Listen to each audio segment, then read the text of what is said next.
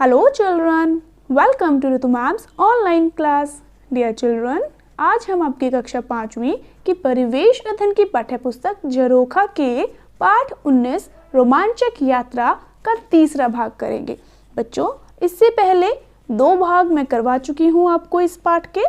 वे दोनों भाग और अपने बाकी सब्जेक्ट्स की वीडियोस देखने के लिए भी आप मेरे channel educational vibes with Ritu Malik and educator पर जाकर वीडियोस देख सकते हैं और ऑनलाइन स्टडी कर सकते हैं।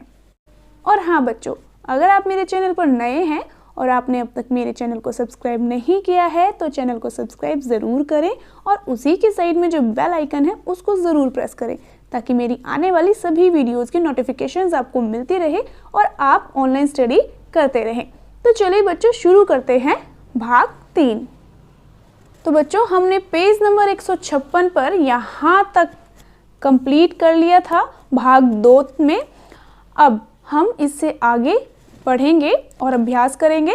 तो देखो, अब आगे है कदम बढ़ाए जा।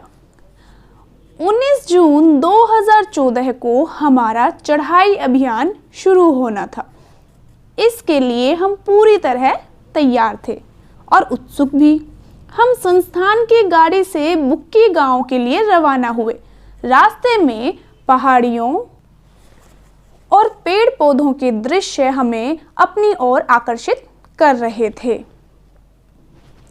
हम शाम को बुक्की पहुंचे। यह स्थान भागीरथी नदी के दाएं किनारे पर स्थित बस अड्डे से 2 किलोमीटर की दूरी पर है। हम लगभग 2 किलोमीटर की चढ़ाई चढ़कर कपड़ा शिविर नामक स्थान पर पहुंचे। देखो बेटा, कौन सी जगह पर पहुंचे? कपड़ा शिविर। शाम को पहुंचे बुक्की, जो कि भागीरथी नदी के दाएं किनारे पर स्थित बस अड्डे से 2 किलोमीटर की दूरी पर है। देखो, ये चढ़ाई कर रहे हैं ना, पहुंच गए हैं। ये पढ़ते हैं कहाँ? देखो, अब हमने वहां आराम किया। ग्रुप के प्रत्येक सदस्य ने इस यात्रा का आनंद लिया। अगले दिन हमने फिर चढ़ाई शुरू की। प्रत्येक पर्वतारोही की पीठ पर 10 से 15 किलोग्राम वजन का सामान था। बच्चों, जैसे कि मैंने आपको पहले भी बताया है, हमने पाठ में पढ़ा है, जो पर्वतारोही होते हैं वो अपना सामान साथ में लेकर चढ़ते हैं, तो वजन होता है। देखो, उनकी पीठ पर करीब 10 से 15 किलोग्राम वजन था।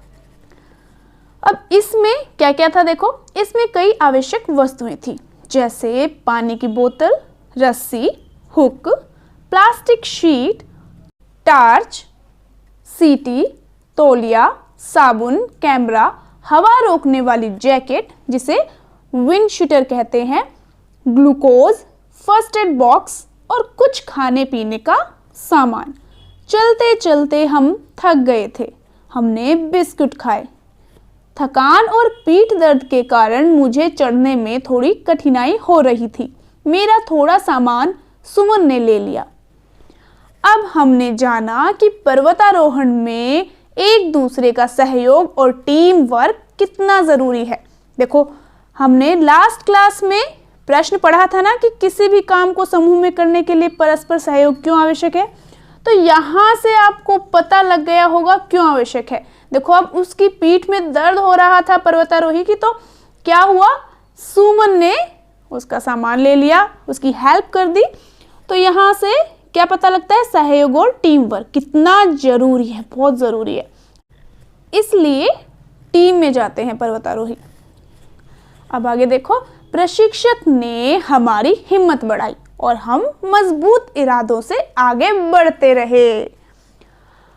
अब देखो, अब आपकी बारी है, आपको सोचना है और लिखना है। प्रश्न संख्या 5 है, पहाड़ों पर कचरा न फैले, इसके लिए तुम क्या सुझाव दोगे? बताओ, क्या सुझाव दोगे बच्चों? भाई, पर्वतों पर कचरा न फैले, इसके लिए एक तो प्लास्टिक और पॉलीथीन, उसके ले जाने पर रोक लगा देनी चाहिए, है ना। और जो पर्वतारोही है उनके लिए सुनिश्चित किया जाना चाहिए कि वो अपने कचरे को समेटकर अपने पास ही रखें, इधर उधर ना फेंकें, है ना। और एक कचरा निपटान की व्यवस्था भी की जानी चाहिए पर्वतों पर, है ना। मेरे हिसाब से तो यही है। आपको और भी कुछ लिखने हैं तो आप ऐड कर सकते हो। देखो, जैसे मैंने लिखा है पहाड़ों पर कचरा न फैले, इसके लिए तुम क्या सुझाव दोगे?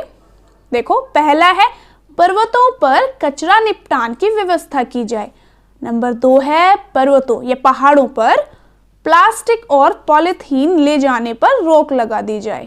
नंबर 3 है पर्वतारोहियों के लिए सुनिश्चित किया जाए कि वे अपने कचरे को समेटकर अपने पास रखें, इधर उधर न फेंकें।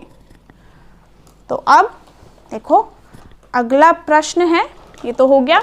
नेक्स्ट क्या दिया हुआ है देखो, यदि तुम्हें पर्वतारोहण पर जाना हो तो अपने साथ इनमें से क्या क्या ले जाना चाहोगे?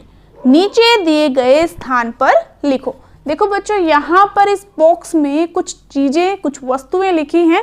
तो आपको अगर पर्वतारोहण के लिए जाना हो तो आप क्या क्या लेकर जाएंगे, आप यहाँ पर लिख देंगे। तो देखो बच्चों, पर्वतारोहण के लिए क्या क्या जरूरी होता है? रस्सी चाहिए, खाने की चीजें भी, जूते भी चाहिए, टार्च और सीटी भी चाहिए, पानी की बोतल भी चाहिए, और हॉकी स्टिक तो नहीं चाहिए क्योंकि वो तो हॉकी खेलने के लिए जरूरी है ना, और बॉल वो भी नहीं चाहिए, बैडमिंटन का रैकेट वो भी नहीं चाहिए। अब देखो साइकिल वो भी नहीं चाहिए, पतंग कोई, हम वहां पतंग थोड़ा ना उड़ाने जाएंगे, पर्वतारोहण के लिए जाएंगे तो पतंग भी नहीं चाहिए। गर्म कपड़े तो भाई चाहिएंगे, और विंडशीटर भी चाहिएगी क्योंकि वहां ठंडी हवाएं चलती है तो उसको रोकने के लिए विंडशीटर की जरूरत पड़ेगी। तो ये सभी चीजें जो भी मैंने बताई हैं वो चाहिएंगी, ठीक है, ये यहाँ पर लिखनी है। तो देखो बच्चों, मैंने लिख दी है ये वस्तुएं। अब आगे है नंबर 6, क्या तुमने रस्सी और हुक का इस्तेमाल कहीं और होते देखा है? यदि हाँ तो कहाँ पर? तो बच्चों, इस प्रश्न का उत्तर आपको खुद लिखना है। तो अगर आपने रस्सी और हुक का इस्तेमाल कहीं होते देखा है तो हाँ लिखना है, और नहीं देखा तो नहीं लिखना। और हाँ लिखा है आपने तो कहाँ पर देखा है रस्सी और हुक का इस्तेमाल होता, वो आपको लिखना है यहाँ पर। अब आगे पढ़ते हैं, आगे क्या है देखो, कुदरत की गोद में।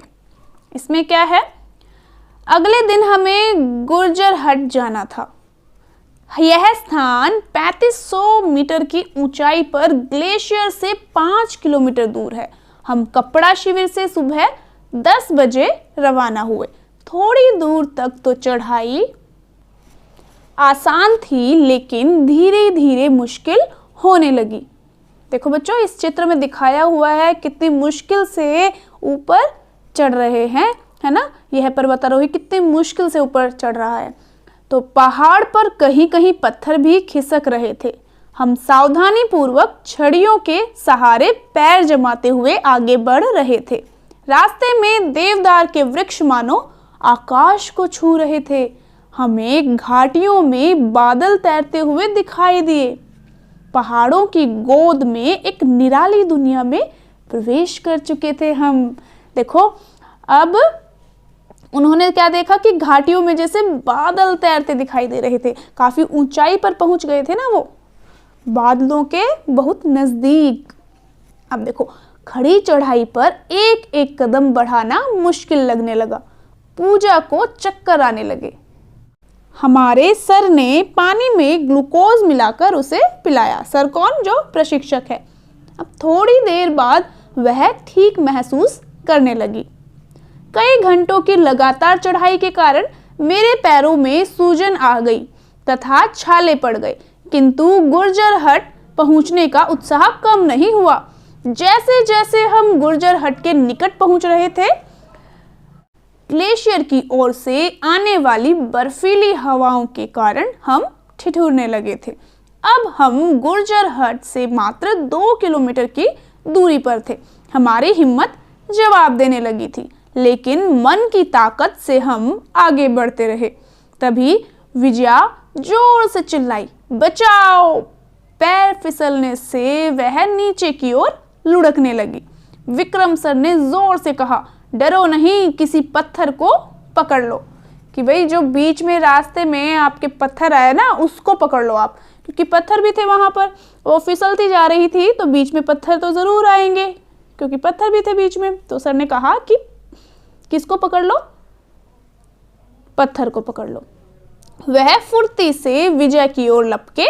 तब तक विजया ने एक चट्टान को पकड़ लिया था। मैंने विजया की मदद की, उसका हौसला बढ़ाया।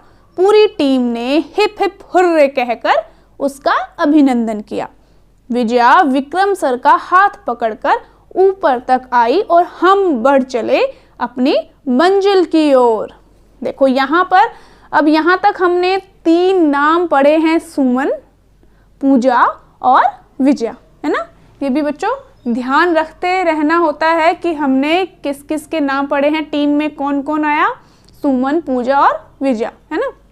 अब देखो, तो अब बताओ कि यदि तुम्हारा साथी किसी कारणवश घायल हो जाए तो तुम उसकी मदद किस प्रकार करोगे?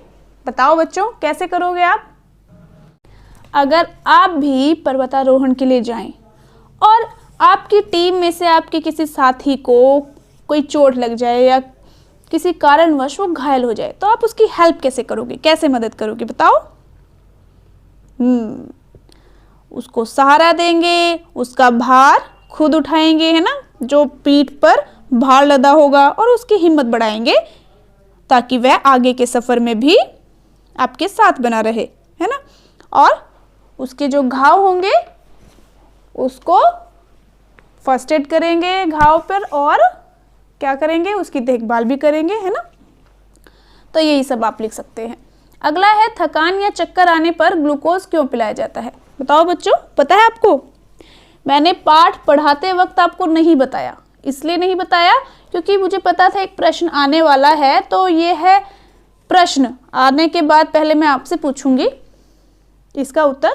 क्या आपको पता है? देखो, अब ग्लूकोज पीने के बाद वो क्या था, फिर से चढ़ाई करने लग गई, है ना। उसको थोड़ा सा अच्छा महसूस हुआ था। किसको आए थे चक्कर, याद है ना? पूजा को। तो देखो, मैं बताती हूँ आपको कि ग्लूकोज पीने से शरीर को ऊर्जा मिलती है और जो शरीर की थकावट है वो जल्दी खत्म हो जाती है, इसलिए थकान या चक्कर आने पर ग्लूकोज पिलाया जाता है। देखो, मैंने लिखा भी है ये प्रश्न और उत्तर। देखो, लिखा है ग्लूकोज पीने से शरीर को ऊर्जा मिलती है, इससे शरीर की थकावट शीघ्र ही कम हो जाती है, इसलिए थकान या चक्कर आने पर ग्लूकोज पिलाया जाता है। ठीक है बच्चों। तो बच्चों, आज के लिए इतना ही काफ़ी है। बाकी का पाठ हम नेक्स्ट क्लास में करेंगे और अभ्यास भी करेंगे पाठ में दिया हुआ नेक्स्ट क्लास में। तो आज के लिए बच्चों इतना ही, मिलते हैं फिर नेक्स्ट वीडियो में। तब तक के लिए बाय बच्चों।